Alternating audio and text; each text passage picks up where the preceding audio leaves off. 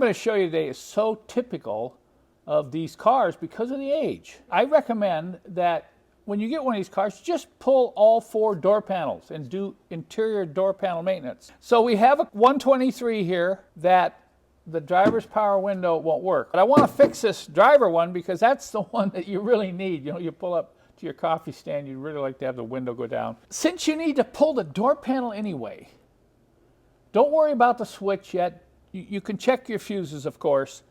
But usually you pull the door panel off, and even if the power window works, maybe it groans, maybe it chatters, you're going to find some issues. And right away, look at this. Almost all of the nuts have loosened up. This one, it looks like completely gone. This one's loose, and we've got a few cracks here in the panel. So what happens is when these nuts loosen up, this thing starts rocking back and forth and puts quite a bit of stress. So you got to deal with that. You know, you got to make sure everything's tight. And this one over here on the door check, you want to check that too. If this is all that's wrong, you take the nuts off and you put some Loctite on them and you put them back on, or you can install locking nuts. But this is really something. This one was not working at all, not making any noise. But look at this. This is the door insulation here, and it is jammed up in the teeth of the mechanism. Let's see. Okay, I just pulled it out. Just the edge was kind of jammed in the teeth. I'm going to see if I can rip this out, and I'm going to get it out of the teeth, get it away from the regulator. Okay. Then I'm going to get a wrench, and I'm going to just, for testing, I'm going to at least tighten this one down. This one I'll get later. Yeah, that's loose too. Okay. Now I disconnect the wiring here at the wiring terminal, find the 2 leads that run to the motor, and we're going to power this. You connect it one way, the motor will go one direction, the window will either go up or down. You flip it over, it'll go the other way. Let's see what happens here. Hey, look, it's working. Oh, it didn't sound good. Okay, let's reverse it. Okay, oh, gee, we got a problem. We need to get this all the way down to remove it. Okay, good. If you can get the window down, we can get to this bolt to get the glass removed from the window regulator, and then we're going to pull the regulator out and inspect it on the bench. Uh-oh, look at that. Oh, so this is so typical of these cars. It gets to the point where a lot of stuff inside these doors has gone bad. So we got all those bolts disconnected from this window regulator, and pulling it out, the first thing I do is I look at it this way, see if it's bent. If this frame is all tweaked and bent, then you're never going to get it to run right. You try to straighten it, you'll break it because it's pot metal. The next thing I check are the gears right in here. See if I got any excessive wear. Gears look okay, and this thing's pretty straight. So I'm beginning to wonder whether or not this is the original. We do have this piece here that's a little bent. That's the stop. I don't know if we're going to be able to straighten that. We may have to get another one. But in looking this over, there's a couple other things you want to check. Is sometimes these rivets shear off. I have fixed these by welding this piece back on here. You're checking for these pin movements. You can see it's a little stiff. So what this is going to need is a complete cleanup. Get all the old lubrication off. You can see how stiff this slides right here. See, the lubrication is gone. Then we're going to come back and I'm going to talk about the new Miracle Lube I've developed that will give you lasting results when relubing these window regulators, because you have to lubricate the slides, and because there's nylon here, you don't want to use petroleum-based. It's better to use synthetic. You want to lube this, you want to lube these hinge points, and then you want to goop these gear teeth up with a fairly thick, long-lasting lubricant. We'll do that together after we get this cleaned up. I took this out to the solvent tank and thoroughly cleaned it, and it's all lubricated and ready to reinstall. And I want to take just a minute to talk about lubrication. You know, I'm a big fan of synthetic lubricants They tend to hold up better to moisture, rainwater, and they also tend to not get gooey over the years. Some of this old petroleum-based grease, 20 years old, it's like molasses or like tar. But recently I came up with my own brew on 2 synthetic mixes, because I feel that a lot of times what's available just isn't what I really need. I wanted a thick lubricant that would cover gears, door check strap, things that get a lot of movement back and forth and a lot of strain. So this is my thick Miracle Lube, if I call it that, and this is my thin, because I wanted something that was fully synthetic, not so thin like just a spray, but something that would wick and also stay in place to lubricate hinges and pivot points, linkages. So this is my thin Miracle Lube, and both of these are mixes of various lubricants. It's like my own personal brews, okay? But let me show you how I use them on this regulator. First, I used the thick and fully coated the gears. These are one of the things that gets really neglected on these teeth. If you just put regular grease or spray lithium grease on it, might be good for a month or 2. But this stuff is super sticky and has properties in it which will minimize teeth wear as this mechanism moves up and down. On the slides, I also use the thick, and since this is a synthetic mix, it's not going to harm plastics or rubber. But on these pivot points, look at how many pivot points you got. You got a pivot point here, a pivot point there. You've got, let's see, one right in there. So watch how easily this thin Miracle paste wicks in. You'd think because it's fairly thick, you know, it's kind of like, what do you call that? What's that the thickness of? Syrup, okay? Now you'd think that would stay on the surface. Well, what's interesting about this is you get a little movement and it starts wicking in. And if I were to let this sit for 15 minutes, it'd actually be dripping out the other side. So that's why I like this. If you smear grease on that, it's not going to get down inside that pivot point, and it won't do diddly squat as far as lubrication. If you're planning to remove this window regulator, it's a good time to check your door check strap or door limiter here and replace it if it's worn. I've had limited success trying to lube them up if they're old and squeaking, but usually, you know, you can lube this day and night. This isn't going to help. The ball came out, the spring came out, so the door wasn't even staying open. This was making some terrible scraping noise inside. So just pull this out and replace it before you set the window regulator back in place, because you have a lot more room to work here. And we're going to install this regulator now and bolt it back in place.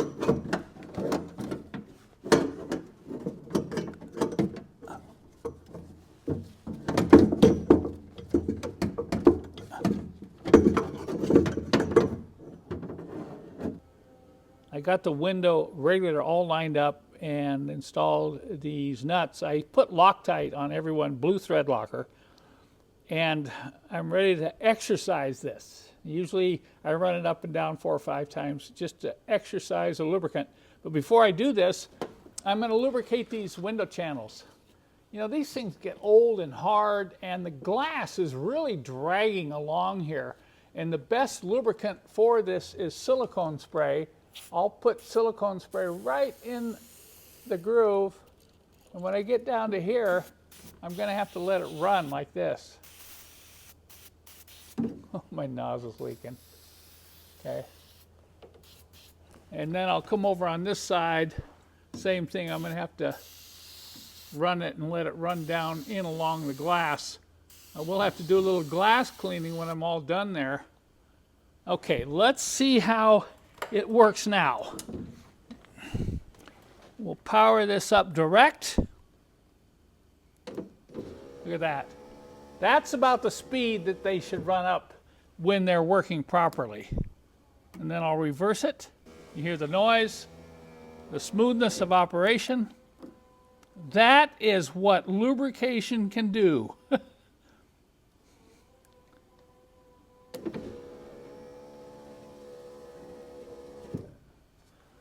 Now, if you have to adjust where it closes up at the top, you can do that by loosening these two fasteners and tipping this a little bit. Let's see if we need to adjust it. I'm going to run it down about an inch.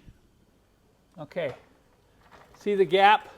The gap's the same. Now, this doesn't need to be adjusted, but if the gap's off and the glass is tilted, it can be adjusted by loosening this bolt and then tipping this bracket. You can see the slotted hole there, which will allow you to adjust that a little bit, and you can make minor corrections to the closing gap at the top of the window here.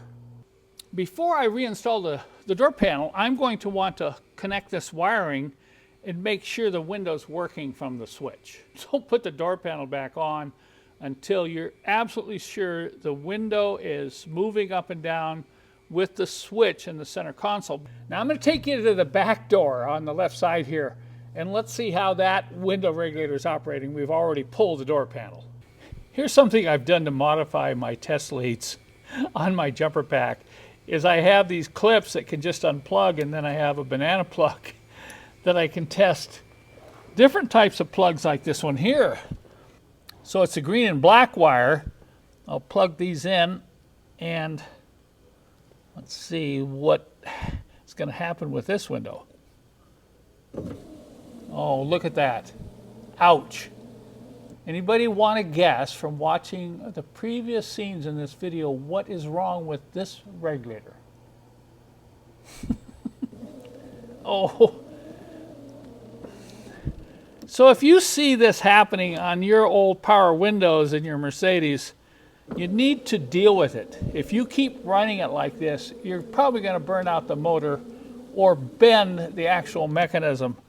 So hopefully this one's savable if we can pull it out and do a complete lubrication process like we did on the front one. So we'll lower it down to that position so we can get these bolts removed and get the glass freed from the arm, and then we'll pull these other three nuts off so we can pull the regulator out from inside the door. This left rear regulator is not looking too good here. Look at the teeth. See, that's what the teeth should look like, and you move up in here, you can see how sharp they're getting. They're not completely worn off, but this is the big problem. Look at how bent that is. And if you look closely, you can see the teeth right there aren't engaging in a normal position there. So we're going to try to straighten this. The odds of straightening this and not breaking it are small, probably less than 50%. But I am going to take the motor off, and I'm going to get this in a vise. I'm going to try to straighten it a little bit. If I can straighten it a little bit and get this motor to straighten up against these teeth, I may be able to use this. Let's see what's going on with this window regulator. Uh-oh. Look at that. It's running and not moving. Let's reverse it. Oh, man. Now, why should this be such a problem? You say, Kent, just pull this out and replace it. Well, the problem is, if I can't get the glass down, I can't get to these two bolts to remove the arm from the glass. So how am I going to get this out? Well, I'll bring in my helper here. Oh, Chris, he's going to try to push down on the glass while we're running the motor. Okay, we're going up. Let's reverse it. Okay, there you go. Good. Push hard. All right, good. At least that got it down, and now we can get to these two bolts to remove the glass from the arm, and we'll pull this regulator and take a close look at it. Well, this is probably the worst one yet. Look at the teeth right here, right when you come up to where the glass would be up at the top of the door. See those two teeth? There's three of them that are worn off. So the wheel was spinning right there. And the motor, that's why it wouldn't go up or down. And the reason for that is, look at how bent this one is. And you can see it's very hard for the motor teeth to engage the regulator teeth with it bent that much. So I know some of you are saying, well, can't just go buy some new ones. Forget about those. Well, good luck. I thought I'd check. I saw a brand new OE one on eBay, one of them for $730, and there were a pair of used ones, good used ones on eBay for $600. So I'm going to at least try to fix these two rear regulators. This one, I'm going to take the motor off, try to straighten it up, and then we're going to look at maybe welding a little metal on those three teeth right there and reshaping them. If you do remove the motor from the regulator, this is the time you want to lubricate this pivot point with a little bit of lubrication right in here and on the back side here, and then work it a bunch of times. Look how much easier that moves, because that's another stress point when these get old. All right, I've been able to straighten it out a little bit. You don't want to get too greedy. The important thing is to get it straight where the motor and the teeth meet. Make sure it's not rubbing here. But if you try to get this perfectly straight on every point here, you're going to break it. So don't get greedy. If you attempt to straighten this up in a vise, do not get too greedy.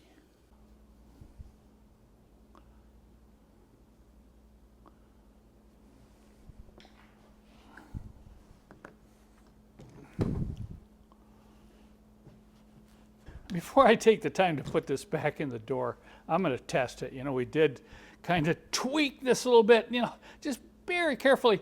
You won't be able to totally straighten it out, because to straighten it out, you've got to go past center, which is usually when it cracks the pot metal.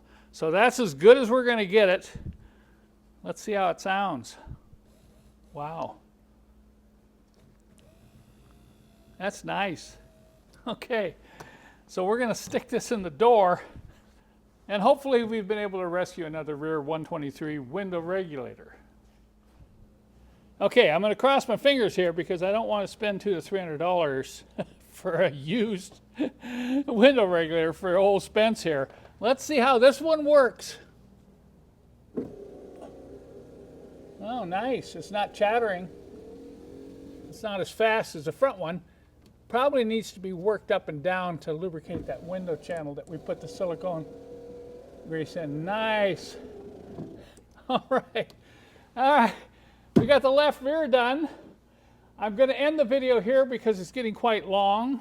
You got to see us repair two window regulator mechanisms. Now we're going to get over on the other side in the next video and see if we have any success repairing that other one by welding in new teeth. So stay tuned for the next episode.